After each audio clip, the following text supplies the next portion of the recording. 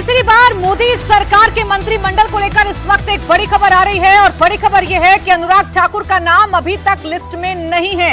अनुराग ठाकुर को मंत्रिमंडल से हटाया जा सकता है, ये बड़ी खबर मिल रही है। पिछली सरकार में सूचना प्रसारण मंत्री थे अनुराग ठाकुर, लगातार 5वीं बार हमीरपुर से जीते हैं, लेकिन जानकारी ये मिल रही है कि अनुराग ठाकुर का फिलहाल कैबिनेट मंत्रियों की लिस्ट में नाम नहीं है। जानकारी ये मिल रही है कि उनको हटाया जा सकता है। हमारे सहयोगी देवेंद्र जुड़े हुए हैं। देवेंद्र, पहला सरप्राइज। जी हाँ, बिल्कुल मीनाक्षी, जो थोड़ी देर पहले हम लोग बातचीत कर रहे थे कि अभी तक उस रूप में कोई बड़ा सरप्राइज नहीं। मंत्रिमंडल गठन की बात करें तो पहला बड़ा सरप्राइज समझ में आया था सुबह जब इंडिया टीवी ने रिपोर्ट किया रोनित बिट्टू और जॉर्ज कुरियन के बारे में, क्योंकि ये दो वैसे नाम हैं जो कि लोकसभा में चुनाव जीत कर नहीं आए हैं, बावजूद इसके उनका नाम आया था। और दूसरी बड़ी सरप्राइज का जो इंतज़ार था कि क्या कोई बड़ा मंत्री हट रहा है, तो अभी तक अनुराग ठाकुर इस 7LK में जो चाय पे अगले मंत्रियों को बुलाया गया है जो कि अगली सरकार में शपथ लेने वाले हैं, उसमें अनुराग ठाकुर नहीं है। और इसका सीधा मतलब है कि कम से कम अभी तक पार्टी के टॉप लीडरशिप के हिसाब से वो इस भूमिका में नहीं है। आगे उनकी भूमिका क्या होगी ये देखने वाली बात होगी, क्योंकि अनुराग ठाकुर इसमें कोई दो राय नहीं कि बेहद अनुभवी रहे हैं। संगठन में भी सरकार के INB मिनिस्टर थे, एक तरह से INB मिनिस्टर सरकार का फेस होता है और इस बार भी चुनाव जीत कर आए हैं हमीरपुर से। बावजूद इसके इस सूची में उनका नाम नहीं होना वो एक बड़ा सरप्राइज कहा जा सकता है और पहला बड़ा सरप्राइज ड्रॉप करने के लिहाज से माना जा सकता है। मीनाक्षी, बिल्कुल, देखिए सवाल ये है देवेंद्र की वजह इसके पीछे क्या समझ में आ रही है। विधानसभा के चुनाव जब हमने देखे थे तो हमीरपुर में बहुत ज्यादा कमाल भारतीय जनता पार्टी कर नहीं पाई थी। कांग्रेस का दबदबा हमें हमीरपुर में देखने को मिला था। क्या ये एक वजह हो सकती है? नहीं, ये मानना ठीक नहीं रहेगा प्राची, इस लिहाज से कि उसके बाद लोकसभा चुनाव हुआ, उस चुनाव को तो वो जीत कर आए हुए हैं, तो इस आधार पर इस सूची में अगर उनका नाम नहीं रखा गया, ये इस तर्क को माना नहीं जा सकता। निश्चित तौर पे इंतज़ार इस बात का रहेगा कि क्या कोई वजह ये थी कि उन्हें ड्रॉप किया जा रहा है या फिर आगे उनकी भूमिका किसी और रूप में पार्टी देख रही है, उसका इंतज़ार है। लेकिन फिलहाल निश्चित तौर पर अगर सरकार का गठन हो रहा है और उसमें INB मिनिस्टर जो कि पिछली सरकार के INB मिनिस्टर थे, और न सिर्फ INB मिनिस्ट्री बल्कि उनके साथ एक और पोर्टफोलियो था स्पोर्ट्स का, और उसके बावजूद अगर इस सूची में उनका नाम नहीं है तो फिलहाल तो उनके लिए एक बड़ा झटका है, इसमें कोई दो राय नहीं। और हिमाचल प्रदेश के युवा चेहरे ठाकुर कम्युनिटी से आते हैं और वो अगर इस सूची में नहीं है तो समझा जा सकता है कि उनके लिए कितना बड़ा झटका होगा। दूसरी चीज़ कि बीजेपी के जो मौजूदा राष्ट्रीय अध्यक्ष हैं JP नड्डा, जो कि अंदर हैं, हालांकि उस बैठक में पार्टी के राष्ट्रीय अध्यक्ष के तौर पर भी रह सकते हैं, लेकिन जो सोर्सेज हैं वही हमें बता रहे हैं कि अगली सरकार के मंत्रिमंडल में वो एक प्रमुख चेहरा होंगे। और उस लिहाज से हिमाचल प्रदेश जो कि छोटा सा राज्य है, उस हिसाब से एक रिप्रेजेंटेशन ही दिया जा सकता है। हालांकि JP नड्डा गुजरात से राज्यसभा सांसद हैं, बावजूद इसके संभव है कि ये एक तर्क अनुराग ठाकुर के अगेंस्ट गया हो, लेकिन और ज़्यादा वजह के लिए फिलहाल वेट करना होगा। ये अपने आप में बड़ी खबर है कि पहली सूची में अनुराग ठाकुर का नाम नहीं है। और यहाँ पर चाय पे जो प्रधानमंत्री नरेंद्र मोदी ने सभी जो नॉमिनेटेड मिनिस्टर एक तरह से कहा जा सकता है कि जिनका चयन किया गया है पार्टियों के द्वारा, उस सूची में उनका नाम नहीं है। ठीक है, JP नड्डा वाली एक वजह आप देवेंद्र बता रहे हैं। इसके अलावा अनुराग ठाकुर की बात करें तो अपनी कॉन्स्टिट्यूएंसी से लगातार वो जीत रहे हैं, 5वीं बार उनकी जीत है। हालांकि जीत का मार्जिन उनका कम जरूर हुआ है। इसके अलावा देवेंद्र कोई वजह आपको समझ में आ रही है कि पहली सूची में उनका नाम शामिल ना होना एक झटका उनको बड़ा लग रहा है? निश्चित तौर पे इसमें कोई दो राय नहीं प्राची, कि जैसा कि पहले मैंने आपको कहा कि पिछली सरकार में लगातार वो मंत्री रहे थे और बाद में उनको INB मिनिस्टर बनाया गया था, और INB मिनिस्टर के तौर पर अधिकांश कैबिनेट ब्रीफिंग वही करते थे। और अगर कोई दूसरे संबंधित मंत्रालय का कोई बड़ा मंत्री होता था तो भी अनुराग ठाकुर साथ में ज़रूर बैठते थे। ऐसे में सरकार के चेहरे के तौर पर वो रहे 5 साल, और सरकार के चेहरे के तौर पर रहने के बाद इस बार फिर से चुनाव जीत कर आए, लोकसभा चुनाव जीत कर आए, और तब भी अगर जगह नहीं मिल रही है तो समझा जा सकता है कि कितना बड़ा झटका हो सकता है। बीजेपी के युवा नेताओं के तौर पे अगर आप बात करें तो उसमें एक प्रमुख नाम अनुराग ठाकुर ज़रूर हैं। INB मिनिस्टर के तौर पे परफॉर्मेंस कैसा था नहीं था इसके लिए अलग बहस का विषय हो सकता है, लेकिन अगर लोकसभा चुनाव जीतकर वो चेहरा आ रहा है, वो व्यक्ति आ रहा है जो कि पिछली सरकार में चेहरा था, अगर इस सूची में उनका नाम नहीं देखा जाए तो इसमें कोई दो राय नहीं कि किसी को भी ये बड़ा झटका लगेगा। और खुद अनुराग ठाकुर के लिए तो ये बहुत ही बड़ा झटका है। 5वीं बार चुनाव जीतते हैं, बीजेपी युवा मोर्चा के राष्ट्रीय अध्यक्ष रहे हैं, इनके पिताजी प्रेम कुमार धूमल हिमाचल प्रदेश के मुख्यमंत्री रहे हैं। तो और एक चीज़ और आपको बताऊँ कि हिमाचल प्रदेश के पॉलिटिक्स में जेपी नड्डा वर्सेस अनुराग ठाकुर, ये एक नैरेटिव बहुत चला था पिछले विधानसभा चुनाव में और दोनों ही तरफ से एक दूसरे को लेकर अंदर खाने पार्टी के भीतर बहुत सारे आरोप लगे थे। ये वजह साफ नहीं है कि आखिर पहली सूची में उनका नाम क्यों नहीं है। उसके लिए हमें इंतजार करना होगा कि जब पार्टी के टॉप लीडरशिप से कोई इंडिकेशन मिले कि आखिर क्यों उनको यहाँ पे नहीं रखा गया है। लेकिन फिलहाल तो सरकार में नहीं होना निश्चित तौर पर उनके लिए झटका है। बड़ी खबर अब तक जो निकलकर सामने आ रही है, पिछली सरकार में सूचना प्रसारण मंत्री का पदभार संभाल चुके हैं अनुराग ठाकुर। 5वीं बार लोकसभा चुनाव जीत कर आए, लेकिन उनका लिस्ट में नाम अभी नहीं है। उन्हें चाय पर अब तक नहीं बुलाया। दो बेहद खास मेहमान हमारे साथ स्टूडियो में मौजूद है। संजीव श्रीवास्तव जी, बहुत स्वागत आपका। समीर चौगांवकर जी, आपका भी बहुत स्वागत। हम अभी तक संजीव जी ये चर्चा कर रहे थे कि क्या सरप्राइज एलिमेंट हो सकता है, क्या कोई शॉकिंग तस्वीर भी सामने आ सकती है। अनुराग ठाकुर का नाम नहीं है। हाँ, काफ़ी सरप्राइजिंग बात है और इतनी भी सरप्राइजिंग बात नहीं है। तो देखिए 240 वाली गणित में कई थोड़ा फेरबदल होगी। कौन सहयोगी दल के मंत्री बनने, किसको कहाँ एडजस्ट होना है, किन को संगठन के अंदर ज़्यादा इस्तेमाल करना है। तो एक्चुअली मैं मंत्रिमंडल पे रियल टिप्पणी जब मंत्रिमंडल के आधिकारिक नाम आएंगे और पोर्टफोलियोज आएंगे, बिकॉज न सिर्फ नाम, पोर्टफोलियोज भी उतने ही अहम होंगे कि पोर्टफोलियोज के हिसाब से किसका कद बढ़ रहा है या घट रहा है। बढ़ने की संभावना तो ज़्यादा नहीं है, किसका कद कितना घट रहा है ये एक इंटरेस्टिंग पहलू होगा। और अगर कोई सरप्राइज किसी का बढ़ रहा है, ज्यादा नजर इस पूरे एक जो बात अभी देवेंद्र कह रहे थे समीर जी, उन्होंने कहा कि ये जेपी नड्डा को या तो जगह दी जा सकती है मंत्रिमंडल में या अनुराग ठाकुर को दी जा सकती है। दोनों को अकोमोडेट करना हिमाचल जैसे एक छोटे से प्रदेश से। देवेंद्र के पास एक और इन्फॉर्मेशन है, पहले हम वो ले लें। देवेंद्र बताएं। मीनाक्षी, एक चीज़ को लेकर और बहुत ज़्यादा चर्चा चलती है कि आखिर उड़ीसा में बीजेपी सरकार का मुखिया कौन होगा, यानी कि सरकार के मुख्यमंत्री कौन होंगे। जो एक प्रमुख नाम चल रहा था, लगातार चर्चा में बना हुआ था कि उड़ीसा से आने वाले बीजेपी के हेवीवेट मिनिस्टर के तौर पर केंद्र सरकार में धर्मेंद्र प्रधान, उस नाम को लेकर कम से कम हम लोग ये बताने की स्थिति में अब हैं कि वो नाम नहीं है, क्योंकि धर्मेंद्र प्रधान ऑलरेडी 7 LK में हैं। यानी कि आज शाम में जो मोदी 3.0 सरकार का शपथ ग्रहण समारोह होने जा रहा है, उसमें मंत्री के तौर पर धर्मेंद्र प्रधान भी शपथ लेने वाले हैं। मतलब उड़ीसा के मुख्यमंत्री के तौर पर किसी और नाम का चयन किया जाएगा। और बहुत ज़्यादा संभावना इस बात की रहेगी कि किसी सांसद को भेजने के बजाय जो विधायक चुन कर आए हैं, जैसे मौजूदा प्रदेश अध्यक्ष का नाम उसमें बहुत ज़्यादा लिया जाता है, उसी तरह के किसी विधायक को मुख्यमंत्री के तौर पे चुना जाएगा। यानी कि केंद्र से धर्मेंद्र प्रधान को भेजने की बहुत ज़्यादा चर्चा चल रही थी, उड़ीसा में भी, दिल्ली में भी। वो नहीं है, वो मोदी सरकार 3.0 में एक मंत्री के तौर पे काम करेंगे। पिछली सरकार में भी वो मंत्री रहे हैं। ठीक है, देखिए दो बड़ी खबर इस वक्त सामने आ चुकी है। एक बड़ी खबर यह है कि अनुराग ठाकुर अभी तक मंत्रिमंडल में शामिल नहीं हो रहे हैं, और दूसरी बड़ी खबर यह है कि धर्मेंद्र प्रधान को लेकर बड़ी सियासी अटकलें लगाई जा रही थी कि धर्मेंद्र प्रधान को उड़ीसा का मुख्यमंत्री बनाया जा सकता है, लेकिन ऐसा नहीं है। धर्मेंद्र प्रधान फिलहाल मोदी कैबिनेट में शामिल हो रहे हैं, ऐसी सूरत फिलहाल हमें नजर आ रही है, ऐसी खबर, ऐसी जानकारी हमें मिल रही है। देवेंद्र, यही दो बड़ी खबर अभी तक जिसकी चर्चा सबसे ज्यादा हो रही है मोदी कैबिनेट को लेकर।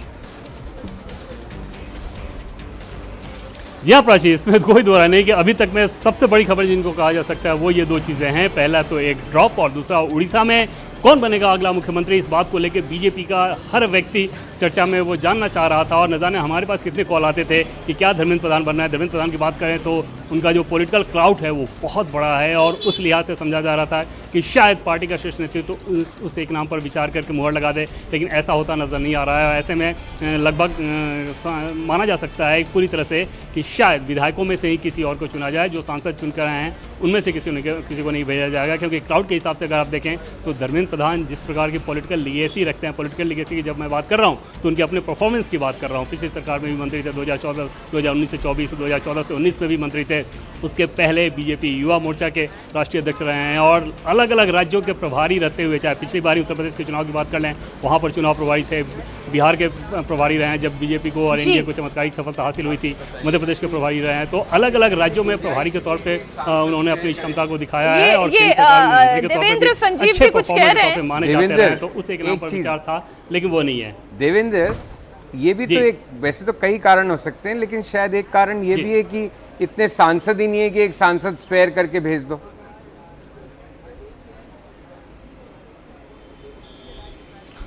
हो सकता है बिल्कुल, लेकिन हालांकि जो सीट है वो संबलपुर की सीट अब देखा जाए तो 1 लाख से ज़्यादा के मार्जिन से धर्मेंद्र प्रधान जीत कर आए हैं। तो अगर वैसी स्थिति रहती भी तो उसके लिए 1 का नंबर कोई ऐसी बड़ी समस्या वाली बात नहीं थी। ज़्यादा बड़ी समस्या ये रहेगी कि नवीन पटनायक ने जिस प्रकार से राज्य को चलाया है वो एक सुशासन के प्रतीक के तौर पर वहाँ पर रहे हैं, और ऐसे में बीजेपी को उस तरह के मुख्यमंत्री का चयन करना होगा जो कि डिलीवर कर सके।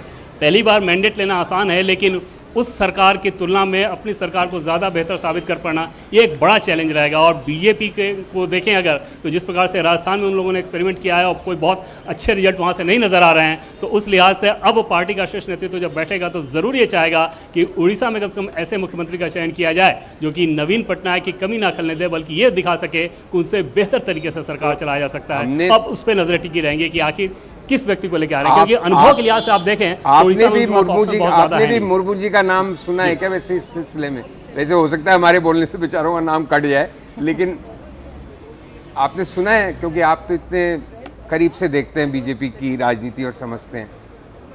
जी जी जी जी हाँ बिल्कुल सर, और उनके नाम को लेकर बहुत ज़्यादा चर्चा उनकी भी बताई जाती है, लेकिन बार बार एक चीज़ जो अटक के आ जाती है कि बीजेपी के नेताओं से बातचीत करें तो ये समझ में आता है कि इस बार उनकी ये चिंता उड़ीसा में ज़रूर रहेगी कि ऐसे मुख्यमंत्री का चयन किया जाए जो कि एक पॉलिटिकल क्लाउड तो बनाए ही, साथ ही परफॉर्म कर सके, गवर्नेंस को ठीक तरीके से चला सके। और उस लिहाज से देखना होगा कि किस व्यक्ति पे भरोसा किया जा सकता है, क्या मुर्मू पे या फिर कुछ इस तरह के। मुर्मू पे ज़रूर इस लिहाज से भरोसा किया जा सकता है कि बीजेपी की आगे की चिंता यही है कि SC ST में किस प्रकार से अपने जनाधार को आगे बढ़ाएं, क्योंकि बहुत कुछ किया गया लेकिन इस बार के चुनाव को देखें तो उस हिसाब से रिटर्न नहीं आया है। अब एक बार फिर से हम उड़ीसा से लौट आते हैं कि मोदी 3.0 ये मंत्रिमंडल कैसा दिखने जा रहा है। जिन सरप्राइज एलिमेंट्स की हम बात कर रहे हैं, धर्मेंद्र प्रधान ये तय है उड़ीसा के मुख्यमंत्री नहीं बनने जा रहे हैं, क्योंकि वो भी 7 लोक कल्याण मार्ग पहुंच चुके हैं। आज चाय पर बुलाया गया है और जितने चेहरे आज आप प्रधानमंत्री के साथ यहां पर देखने जा रहे हैं, ये तय माना जा रहा है कि ये मंत्रिमंडल में शामिल होने जा रहे हैं। अनुराग ठाकुर का नाम इस लिस्ट में अब तक सामने नहीं आया है। कहा यह जा रहा है कि अनुराग ठाकुर शायद इस बार JP नड्डा को मंत्रिमंडल में शामिल किया जा सकता है। एक कारण ये हो सकता है, लेकिन अभी इस पर औपचारिक मोहर लगनी बाकी है। सुमीर जी, आप अनुराग ठाकुर के विषय पर भी कुछ कहना चाह रहे थे। देखिए, मुझे लगता है कि अगर JP नड्डा और अनुराग ठाकुर दोनों हिमाचल से आते हैं, लेकिन JP नड्डा जो राष्ट्रीय अध्यक्ष है वो गुजरात से राज्यसभा गए हुए, तो अगर देखा जाएगा तो वो गुजरात से काउंट किए जाएंगे, हिमाचल से नहीं किए जाएंगे। मुझे ऐसा लग रहा है कि इस बार वहाँ पर इंदुबाला गोस्वामी की संभावना लग रही है मुझे, कि जो राज्यसभा सांसद हिमाचल से, उनका नाम कल भी चल रहा था। हो सकता है इंदुबाला गोस्वामी को वहाँ से मंत्री बनाया जाए, जो राज्यसभा से हिमाचल से, उनकी कल तो काफ़ी चर्चा थी। और जिस तरीके से अभी मुझे लग रहा है कि भारतीय जनता पार्टी की सीटें आई है, जिस तरह से गठबंधन के सहयोगों को एडजस्ट करना है, तो कुछ लोगों को तो मुझे लगता है सेक्रीफाइस करना पड़ेगा कहीं लेके। अनुराग ठाकुर को प्रदेश में भेजा जा सकता है, क्योंकि भारतीय जनता पार्टी अभी वहां पर कांग्रेस की सरकार है और भारतीय जनता पार्टी उन्हें भविष्य का मुख्यमंत्री हिमाचल के रूप में प्रोजेक्ट करना चाहती होगी। तो हो सकता है अनुराग ठाकुर को वहां प्रदेश अध्यक्ष बनाकर भेजा जाए, या कहा जाए कि आप संगठन का काम करो, जब सरकार आएगी तो वहां मुख्यमंत्री बन सकते हैं। तो प्रदेश की राजनीति में अनुराग ठाकुर वापिस लौट सकते हैं। भविष्य क्या होगा अनुराग ठाकुर का, ये तो आगे पता चलेगा। अनंत विजय जी भी हमें ज्वाइन कर चुके हैं। अनंत विजय जी, ये एक सरप्राइज है कि अनुराग ठाकुर इस मंत्रिमंडल में फिलहाल शामिल नहीं हो रहे हैं, पहली सूची में उनका नाम सामने नहीं आया है। इसके पीछे सीधे सीधे क्या वजह समझ में आती है? JP नड्डा वर्सेस अनुराग ठाकुर का जो नैरेटिव गढ़ा गया प्रदेश में, क्या वो बड़ी वजह समझ में आ रही है? मुझे याद पड़ता है कि हमीरपुर की रैली में अमित शाह ने कहा था वहाँ के जनता को कि आप लोगों को एक रेडीमेड मंत्री दे रहा हूँ। तो अभी थोड़ा मुझे लगता है इंतज़ार करना चाहिए, चाय पार्टी में नहीं आना, नाम कट जाना। लेकिन अगर नहीं बनते हैं अनुराग ठाकुर मंत्री, तो कोई अहम जिम्मेदारी उनको संगठन में दी जा सकती है, ऐसा मेरा मानना है। लेकिन बहुत सारे ऐसे नेता इस बार भारतीय जनता पार्टी के पास हैं, चाहे वो हार के कारण हैं, चाहे वो किसी अन्य कारणों से हैं, जिसकी वजह से उनको संगठन में उपयोग किया जा सकता है। तो अनुराग ठाकुर को मंत्रिमंडल में शामिल न किया जाना, लगातार 5वीं बार सांसद जीते हैं, तो लेकिन बीजेपी का नेतृत्व चौंकाता तो रहता ही है हमेशा अपने निर्णयों से। आप याद करिए, पिछली बार जब स्मृति ईरानी ने राहुल गांधी को हराया था तो ये कयास हम लोग स्टूडियो में बैठ के लगा रहे थे कि उनको कोई बहुत बड़ा और अच्छा मंत्रालय मिलेगा, जाइंट किलर, जाइंट स्लेयर, ये सब कहा जा रहा था, लेकिन उनको महिला एवं बाल विकास दिया गया। आपकी किस पर निगाहें टिकी हुई हैं? आप क्या सरप्राइज एक्सपेक्ट कर रहे हैं? अब सरप्राइज तो मैं एक्सपेक्ट कर रहा हूं कि बीजेपी कुछ ऐसे चेहरों को लेकर आएगी जिसमें SC ST होंगे, OBC होंगे और महिला होंगे। सर देखिए, अब प्रोबेबल्स पे बात करें उससे पहले जिनकी श्योरिटी दिखाई दे रही है हम उन की थोड़ी बात कर लेते हैं। मोदी जी ने चाय पे बुलाया मतलब श्योरिटी है। नहीं, बड़े नाम की बात बहुत कर लाइटर रहे हैं। वेन पे क्रिकेट बोर्ड में भी भारी जिम्मेदारी दी जा सकती है। हाँ बिल्कुल। पुराने खिलाड़ी हैं उस मंच के क्रिकेट भी। बोर्ड के सेक्रेटरी भी रह चुके हैं। सर लेकिन एक नाम देखिए ना जो अभी स्क्रीन पर है, राजनाथ सिंह। मोदी सरकार में इंपॉर्टेंट मंत्रालय संभाल चुके हैं। आप पहले टेन्योर की बात करें गृह मंत्रालय था, दूसरे टेन्योर की बात करें रक्षा मंत्रालय। CCS कमेटी के मेंबर भी है राजनाथ सिंह। ये चाय पर बुलाए गए हैं, पहुंच चुके हैं। कुछ नाम मैं पहले जल्दी से बता देती हूँ। राजनाथ सिंह, अमित शाह, एस जयशंकर, ये 3 नाम जो इस वक्त 7 लोक कल्याण मार्ग पर मौजूद है। देवेंद्र, कोई शंका इन 3 नाम को लेकर? सबसे पहले राजनाथ सिंह। नहीं, बिल्कुल नहीं। राजनाथ सिंह, गृहमंत्री अमित शाह, निर्मला सीतारमण, इस तरह के नाम में दूर दूर तक किसी शंका की कोई गुंजाइश नहीं है। और जैसा कि पहले से हम लोग रिपोर्ट करते आए हैं कि जो CCS की प्रकृति भी है वो प्रकृति उसी रूप में रहेगी। और अभी भी हम लोग उसी चीज़ को रिपोर्ट कर रहे हैं कि CCS की प्रकृति में भी कोई बदलाव नहीं होने जा रहा है। एक महिला रिप्रेजेंटेशन उसमें रहेगा ही रहेगा। निर्मला सीतारमण को फिर से मंत्री बनाया जाएगा। तो कुल मिलाकर बड़े लेवल पर किसी बड़े सरप्राइज का इंडिकेशन अभी तक नहीं आया है। और जितनी सारी चीज़ें चल रही थी वो कि इस तरह के बार्गेन हो रहे हैं, इस तरह का डिमांड है, उस तरह की चीज़ें रही नहीं। 1-2 ग्लिचेस ज़रूर रहे हैं जो सोर्सेस के द्वारा हमें जानकारी मिल रही है। और चाहे जीतन राम मांझी की बात कर रहे हैं, अनुप्रिया पटेल की बात कर रहे हैं, इन लोगों की तरफ से ज़रूर कुछ शिकायतें रही हैं। लेकिन वो शिकायत भी कोई ऐसी नहीं रही जिस पर कोई बड़ा इम्पैक्ट पड़ता नज़र आए। और फिलहाल ऐसा लग रहा है कि बहुत आसानी के साथ इस पहले मंत्रिमंडल का गठन किया जा रहा है। लेकिन आगे जैसे जैसे इस सरकार का कार्यकाल आगे बढ़ेगा उसमें आपको बहुत सारे चैलेंजेस दिखेंगे। जैसे अभी सरकार गठन के समय जितना स्मूथ ड्राइव दिख रहा है इतना स्मूथनेस आगे नज़र नहीं आएगा। आपने देखा होगा कि TDP के नारा लोकेश ने जिस तरह के बयान दिए हैं उससे साफ समझा जा सकता है कि समय समय पर जब जब उन्हें प्रेशर बनाना होगा सहयोगी दलों को वो इस तरह के बयान देंगे। और उस बयान के मार्फत कोशिश ये रहती है कि अपनी बात मनवाई जाए और सरकार पर प्रेशर बनाया जाए। वो एक चैलेंज देखने वाली बात रहेगी। हालांकि इसमें भी कोई दो राय नहीं कि नरेंद्र मोदी को जब जब जो जिम्मेदारी मिली है इस तरह की आशंकाएं व्यक्त की जाती रही हैं। जैसे पहली बार जब उन्हें मुख्यमंत्री बनाने का फैसला किया गया था तब ये चर्चा खूब जोरों से उठी थी कि जिस व्यक्ति ने कभी विधायक का भी चुनाव नहीं लड़ा, मुखिया का चुनाव नहीं लड़ा, सरकार में कभी मंत्री नहीं रहे, उन्हें सीधे मुख्यमंत्री बना दिया गया। उसके बाद जब वो दिल्ली आए थे तब भी ये कहा गया था कि सिर्फ राज्य का उनको अनुभव है, दिल्ली की राजनीति का उस तरह से अनुभव नहीं। और केंद्र सरकार का जिन चुनौतियों की आप बात कर रहे हैं उन चुनौतियों की शुरुआत तो बिहार से भी हो सकती है। इस तरह के चैलेंजेस कुछ नाम देवेंद्र सामने आने लगे हैं, उस पर भी चर्चा कर लेते हैं। CCS में तो कोई बदलाव नहीं हो रहा है, ये तो साफ तौर पर देखने को मिल रहा है। वो 4 चेहरे जो पिछली सरकार में भी देखने को मिल रहे थे वो 4 चेहरे इस बार भी श्योर हैं CCS में। लेकिन बिहार में इस बार क्या होने जा रहा है, जो नाम है संभावित मंत्रियों के वो हम आपके सामने रख रहे हैं। देखिए, लल्लन सिंह का मंत्री बनना तय माना जा रहा है JDU कोटे से। इसके साथ ही साथ रामनाथ ठाकुर की अगर आप बात करेंगे जो कर्पूरी ठाकुर के बेटे हैं, राज्यसभा से सांसद हैं, उनका मंत्री बनना तय माना जा रहा है। चिराग पासवान को भी फोन आ चुका है और वो भी प्रधानमंत्री आवास पर पहुंचे हैं। वो भी चाय पर प्रधानमंत्री नरेंद्र मोदी के साथ चर्चा में शामिल हो रहे हैं। तो ये वो नाम है जो फिलहाल सामने आ रहे हैं। और चिराग पासवान जिनका 100% स्ट्राइक रेट रहा है, 5 की 5 सीटें उन्होंने जीतकर NDA के खाते में जोड़ी हैं, तो चिराग पासवान का मंत्री बनना अब बिल्कुल तय समझा जा रहा है। मोदी मंत्रिमंडल में पहली बार चिराग पासवान शामिल हो रहे हैं, मंत्री बन रहे हैं, ये आप बिल्कुल तय समझ सकते हैं। देवेंद्र, कल भी जब हम बिहार की चर्चा कर रहे थे तो इन्हीं नामों पर सबसे ज्यादा चर्चा कर रहे थे। लल्लन सिंह जो कि भूमियार कम्युनिटी से आते हैं, आप रामनाथ ठाकुर की बात करेंगे जो कि महादलित चेहरा हो जाएंगे, और चिराग पासवान जिन्होंने अपनी परफॉर्मेंस से ये मंत्री पद अपनी झोली में डाला है। ये देवेंद्र जो प्राची सवाल पूछ रहे हैं, मेरा इसमें ही एक एडिशन क्वेश्चन है। ललन सिंह भी भूमिहार जाति से आते हैं, गिरिराज सिंह भी भूमिहार जाति से आते हैं। अगर हम बेल्ट की बात करें, मुंगेर और बेगूसराय, वो बेल्ट भी अगल बगल की है। इसे किस तरीके से प्लान किया गया, सोचा गया, NDA में चर्चा की गई? मीनाक्षी, निश्चित तौर पे ये सवाल बहुत दिलचस्प है और आप देखें तो कास्ट इक्वेशन के हिसाब से एक ही बेल्ट के एक ही जात के दो लोगों का शामिल किया जाना बिल्कुल भी उस खांचे में फिट नहीं बैठता। भूमिहार के हिसाब से बात करें तो गिरिराज सिंह भूमिहार के यूपी बिहार में सबसे बड़े चेहरे हैं बीजेपी के पास, और बीजेपी के पास क्या आप अक्रॉस द पार्टी अगर आप देखें तो उसमें आपको सबसे बड़े चेहरे के तौर पर, सबसे लोकप्रिय चेहरे के तौर पर नजर आएंगे। लेकिन ललन सिंह का अपनी जाति में वैसा बिल्कुल भी कोई प्रभाव नहीं है।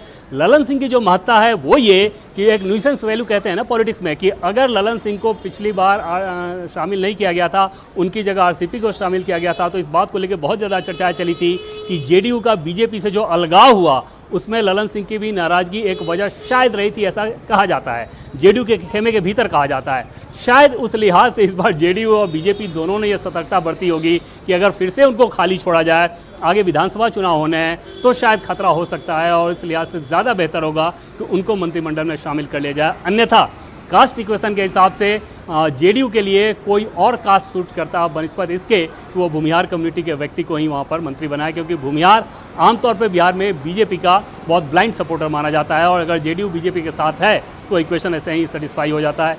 फिर भी ये किया गया तो ये एक दिलचस्पी वाली बात ज़रूर है और उसकी वजह मैंने वही बताई कि ललन सिंह को खाली छोड़ना दोनों ही दलों को रिस्की लगा होगा। बिल्कुल, पिछली बार जो उन्होंने किया था उससे सबक लेते हुए ललन सिंह को मंत्रिमंडल में शामिल किया जा सकता है। संजीव जी, जिस मुश्किलों की हम बात कर रहे थे उस मुश्किलों को कैसे टैकल करना है वो शुरुआत से ही देखने को मिल रहा है। ललन सिंह से आपको खतरा हो सकता है तो पहले ही उन्हें मंत्रिमंडल में शामिल किया जा रहा है। ललन सिंह तो प्रतीक है, खतरा तो होगा तो प्रॉब्लम आएगी तो नीतीश कुमार से आएगी। तो देखिए, मैं देवेंद्र की एक बात से बिल्कुल सहमत हूँ जो उन्होंने बीच में अपने एक उत्तर में कही कि शुरुआत जितनी स्मूथ है उतनी लगातार स्मूथनेस नहीं रहेगी, क्योंकि आप कुछ भी कर लें, कितनी भी उठापटक कर लें, कितना भी कुछ भी करें, जो संख्या गणने तब संसद की है उसके साथ जब तक आप सहज नहीं होंगे, जब तक अपने सहयोगियों को थोड़ा बहुत अपने कंधे में बिठा के नहीं चलेंगे, जब तक आपकी मुश्किल रहेगी, क्योंकि आपका आंकड़ा आपको सरकार बनाने पे के सबसे निकट रखता है, आप सबसे मजबूत दावेदार हैं, लेकिन आप बिना सहयोग के कुछ नहीं है। 240 हो, 250 हो, 265 हो, जब तक आपके 272 नहीं है आपको सबको साथ लेके चलना पड़ेगा।